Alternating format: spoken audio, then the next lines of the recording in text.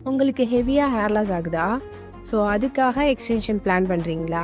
So உங்களுக்கான video தான் இது. ஹேர் எக்ஸ்டென்ஷன்னா அது எக்ஸ்டர்னல் ஹேர் தான். அது உங்கள் பாடிக்குள்ளேருந்து க்ரோ ஆகுறது கிடையாது. ஆனால் உங்களோட நேச்சுரல் ஹேர் அண்ட் ஸ்கேல்ப் ரொம்பவே ஹெல்த்தியாக இருக்கணும். அதுக்கு டயட் ரொம்ப இம்பார்ட்டன்ட். ஒரு ஹெல்த்தி ஹேர் எக்ஸ்டென்ஷன் உங்கள் ஓன் ஹேருக்கு சப்போர்ட்டாக இருக்கும். அதுவே உங்கள் ஓன் ஹேர் வீக்காக இருந்தால் எக்ஸ்டென்ஷனோட வெயிட் தாங்க முடியாமல் ஓன் ஹேரே லாஸ் ஆகும். உங்களோட ஹேர் லாஸ் அதிகமாகும், ஸ்கேல்ஃபில் இச்சிங் ரொம்ப அதிகமாகும், இரிட்டேஷனாகவும் இருக்கும். ஸோ இதனால எக்ஸ்டென்ஷனை லாங் டைம் டியூரேஷனுக்கு உங்களால் இதை கொண்டு போகவே முடியாது. உங்களோட ஓன் ஹேர் ஹெல்த்தியாக இருக்கணும்னா நான் சொல்கிற டயட்டெல்லாம் மறக்காமல் நோட் பண்ணிக்கோங்க.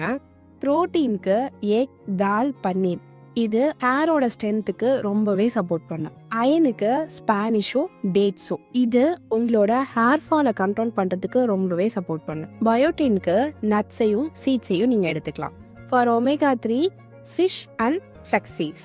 அப்புறம் ரொம்ப இம்பார்ட்டன்ட் வாட்டர் தான். நீங்கள் ரொம்ப டீஹைட்ரேஷன் ஆகிட்டீங்கன்னா ஸ்கேல்ஃபும் ரொம்ப ட்ரை ஆகிடும். எக்ஸ்டென்ஷன் மட்டும் போதும்னு நினைக்கக்கூடாது. உங்களோட எக்ஸ்டென்ஷனை நீங்கள் ஹெல்த்தியாக மெயின்டைன் பண்ணணும் அப்படின்னா உங்களோட ஓன் ஹேர் ஸ்கேல்ப் ரெண்டுமே ஹெல்த்தியாக இருக்கணும். அப்போனா மட்டும்தான் உங்களோட எக்ஸ்டென்ஷனை லாங் டைம் கொண்டு போக முடியும். ஸோ ஹெல்த்தி டயட் உங்களோட எக்ஸ்டென்ஷனுக்கு கிடையாது, உங்களோட ஓன் ஹேருக்கும் ஸ்கேல்ஃபுக்கும் தான்.